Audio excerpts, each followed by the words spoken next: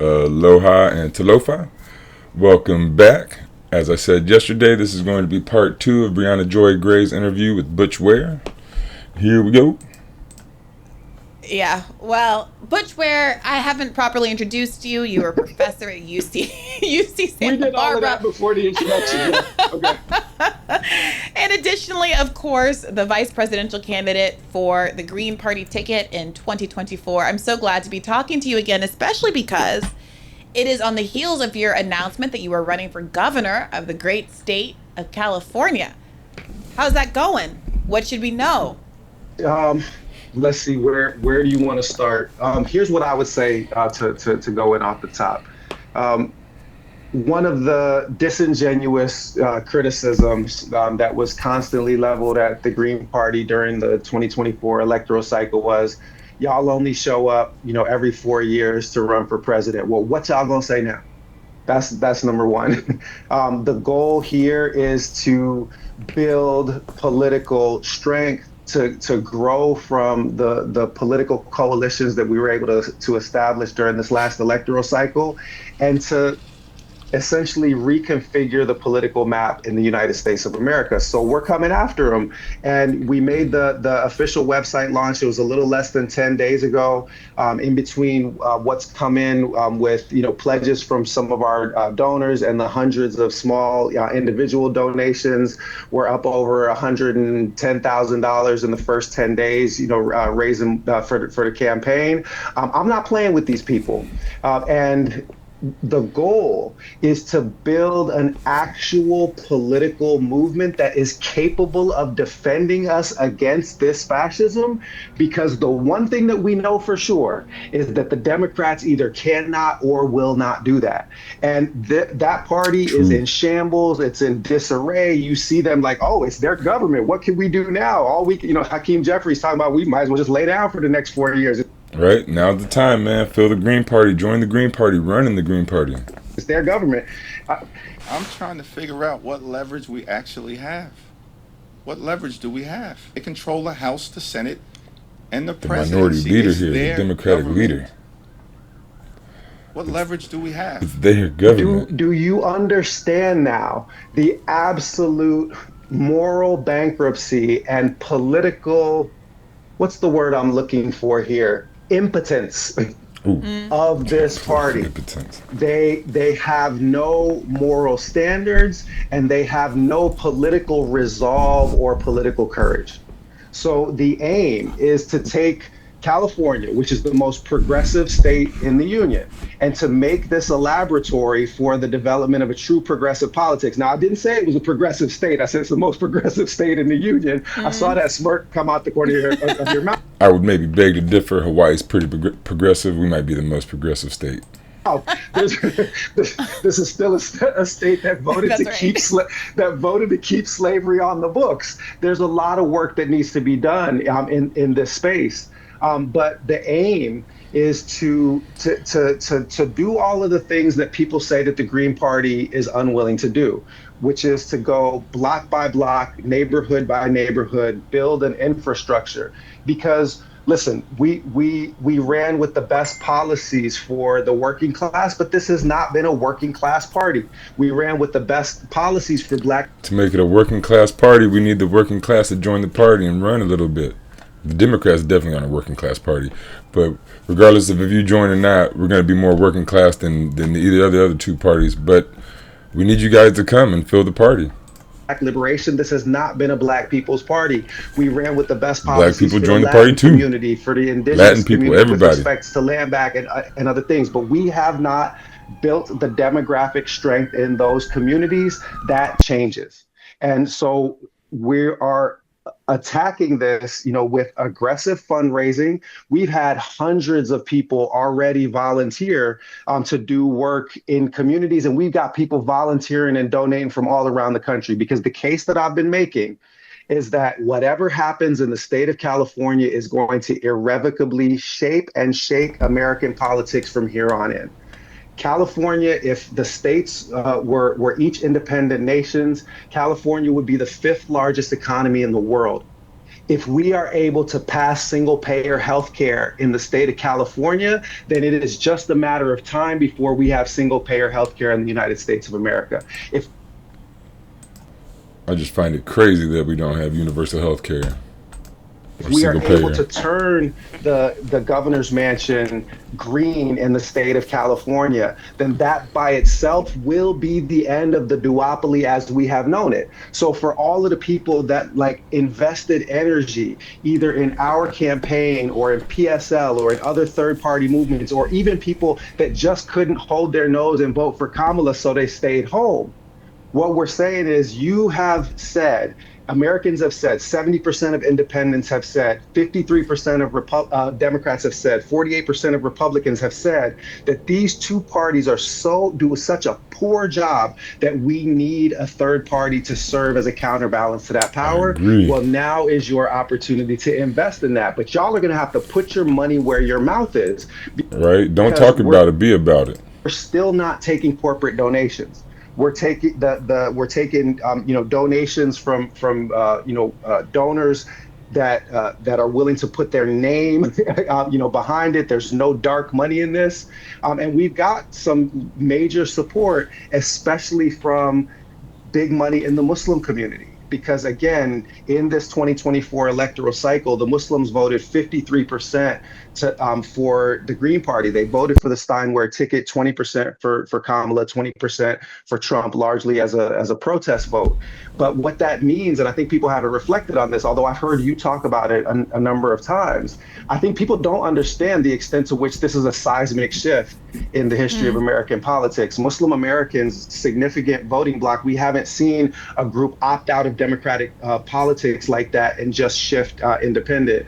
So I think that as somebody with roots here in the state of California, with long established community relationships, especially in San Diego and in LA and in Oakland, but also as somebody that's been known primarily as like an activist Muslim intellectual for these last 20 years, I think that this is an opportunity for people to get behind a campaign that is obviously has the potential to be transformative in the state of California, but that has a chance to establish a real third-party electoral opportunity in 2028 or 2032 in a national presidential campaign.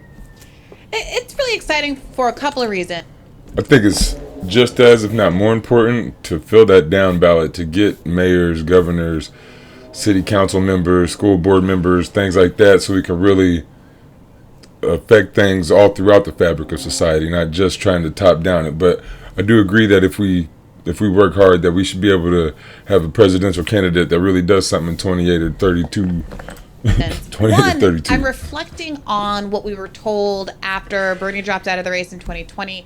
I remember we had a guest on the podcast in the very, very early days who was, I want to get this right, I want to say he was Bernie's like healthcare czar or something like that. He was previously the head of the National Nurses Union. And I had him on in the context of the lead up to Force the Vote, and as a way to have a good faith conversation as to why the National Nurses Union had come out against Force the Vote, and why what alternatives he saw for the future of Medicare for All in the wake of Bernie's 2020 campaign. And at that time, the vision that he presented, which was a real radicalizing moment for me, truth be told, was that he said there's like a 20-year horizon that's for Medicare for All. And the way we get there, the trajectory includes Gavin Newsom becoming, heralding Medicare for All becoming a statewide policy, CalCare in California, and then Gavin Newsom becoming president and kind of shepherding it in off the back of California's like state by state achievement. And I remember being kind of flabbergasted at the time, saying a 20-year horizon when we were at the time in the middle of a global pandemic, which was exposing the frailty of our healthcare system and our employer-linked healthcare system in particular, was a tough pill to swallow. Right. But that was that conversation. And then subsequently, I remember having Ash Kalra on. Oh, yeah. And then that Joe Biden, once he got in and there was a pandemic, you could have signed an executive order for universal health care, single-payer health care. He wouldn't even need to go to Congress if he wanted to. who is an assembly member in California, to explain to him why the CalCare vote failed, to explain to us why that vote had failed, despite having Democratic Party majorities Yep. in the assembly. They have super majorities. Super They can do whatever the hell they want. They can do whatever the hell they want. Yeah, and people can go back. I strongly encourage they do go back and listen to that interview and have a better sense of why I am so radicalized and furious and intolerant of Democrats when they come up with excuses for why things can't get done. I'll do respect to both of those gentlemen for joining us on the show, because it was a revelatory learning experience for me. But suffice it to say, I very much disagreed with both of their approaches. So that being said, it does seem like, at least in the imagination of liberals, that California looms large as a kind of test kitchen for progressive politics, even if they don't actually stand by those progressive bona fides. So I want to ask you how you see that happening, given that unlike some other states where there have been some significant progressive successes, like New York, obviously we've had the AOCs and the John Bobens of the world, and we feel how we feel about the trajectory of those people's careers. But those were states where there's relatively low turnout for those congressional elections, where door knocking can get you pretty far, where there's a well-developed DSA that was able to help them do grassroots outreach. I believe Zoran Mondani, running for mayor of New York, is able to exploit some of that right now. California is huge. Geographically, population-wise, and it's expensive in terms of running ads. So I hear you saying we need to turn the Green Party into a party that is seen as a workers' party, that's seen as a party for various historically marginalized groups. How do you do that? How much money does it take? How are you thinking about this strategically? It's going to take $30 million to run a competitive campaign in the state of California, which is the reason why, fundraising, especially in the Muslim community, which has people that aren't part of this community don't understand the kind of disciplined traditions of fundraising. I gave a speech at Isla for an Isla event. Isla is a mosque on Crenshaw and Slauson, in South Central, and I was the keynote speaker for a fundraiser, their annual fundraiser. We raised $1.1 million that night for Isla, right? So this is a community that knows how to put its money where its mouth is and has disciplined structures. For years, I've been keynote speakers in other people's fundraisers. And what I've been asking of this particular community, and this has to be a nationwide fundraising effort. If you're listening to this and watching now and you're committed to transformational progressive politics, that's why I said you need to put your money where your mouth is. But I do know that the Muslim community will do that, because they did that for the Stein-Ware campaign, and they've already started that process, just in these 10 days. So I'll just give you just some simple numbers. Before I joined the Stein-Ware campaign, in the 10 months before I got there, the Stein-Ware campaign had raised $1 million.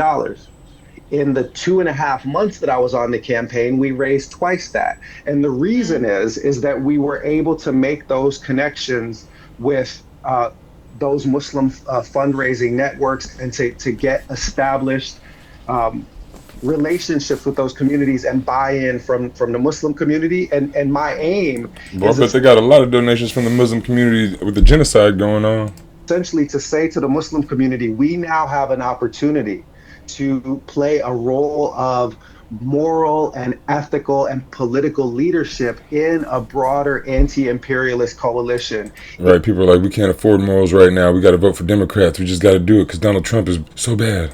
In the only nationwide political movement that is capable of securing ballot access and actually doing damage to these war criminals and fascists that are our only two choices right now. So the first part is that the fundraising has to be serious. And I went to Green Party National Steering Committee meeting, Green Party California meetings, and said, we have to step our fundraising game up. Y'all have been content to just be on the field and in the game. If the survival of humanity is at stake in leaving these warmongers in power, then we need to play harder than that. We need to be organizing to win. So that means that we have, and that's why I've started the campaign and building the infrastructure, because the primary is in June of 26, which is not that far away, right? And this is another one of those cases where the duopoly has rigged the system. So California has I think they call it a jungle primary, where it's open and anybody can run. And you don't run in your, well, you put a D or R by your name, but they just pick two people in the primary and then they run against each other in the open election. I forget what you call it, the main election in November. So if a Democrat, like normally it's going to be two Democrats in California that win and then they go against each other. Every now and then you have like a Democrat and Republican. What he's trying to do is there'll probably be a Democrat and he's trying to be a Green. So it'll be a Democrat versus a Green in the election.